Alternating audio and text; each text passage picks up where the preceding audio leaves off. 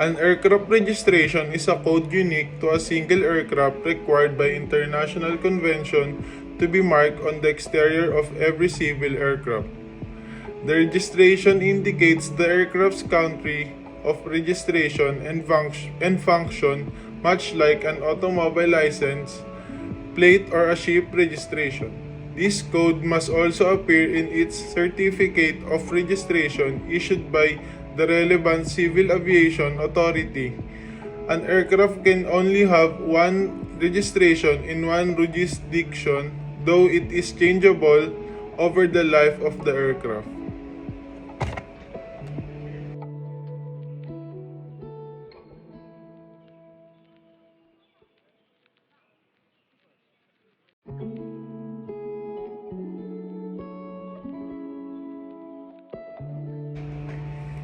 Each operator of an aircraft shall display on that aircraft marks consisting of the Roman capital letter N, followed by the registration number of the aircraft.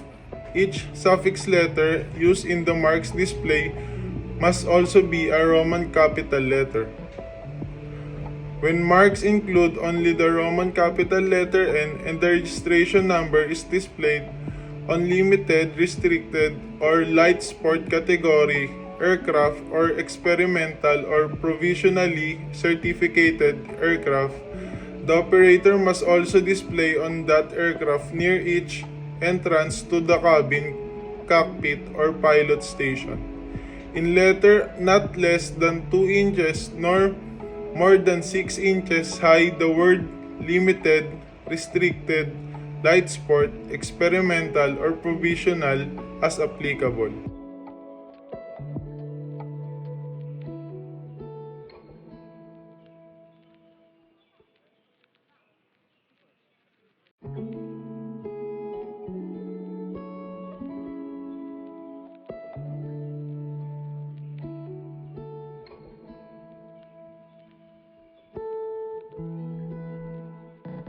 Each operator of an aircraft shall be display marks on the aircraft meeting the size requirements of this section.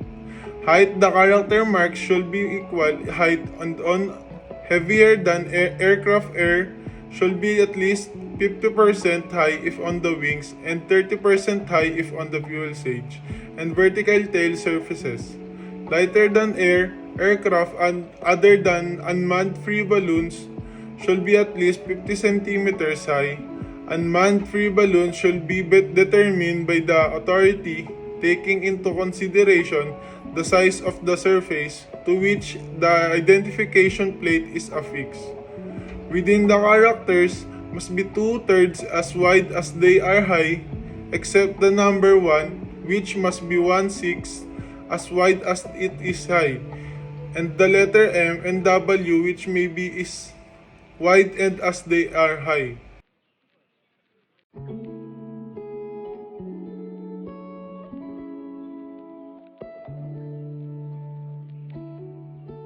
If a heavier than air aircraft does not possess parts corresponding to those mentioned in 4315, or if the parts are too small to accommodate the marks described therein, the measurements of the marks shall be determined by the authority, taking account of the need for the aircraft to be identified readily. If a lighter than air aircraft does not possess parts of sufficient size to accommodate the mark described in 4315, the measurement of the mark shall be determined by the authority, taking account of need for the aircraft to be identified readily.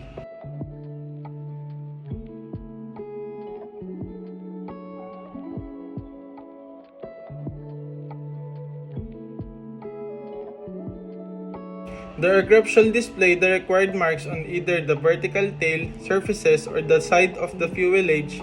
If display on the vertical tail surfaces, horizontal on both surfaces of a single vertical tail, or on the outer surfaces of a multi-vertical tail.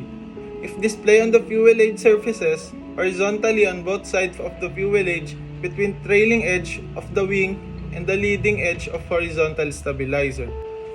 If engine pads or other appurtenances are located in the area described in paragraph and area and integral parts of the aircraft. The operator may place the marks on those pads or appurtenances. The mark shall be appear once on the lower surface of the wing structure as follows: shall be located on the left half of the lower surface of the wings structure unless they extend across the wall of the lower surface of the wing structure. So far as is possible, the mark shall be located from the leading and trailing edge of the wings. The top of the letter and number should be toward the leading edge of the wing.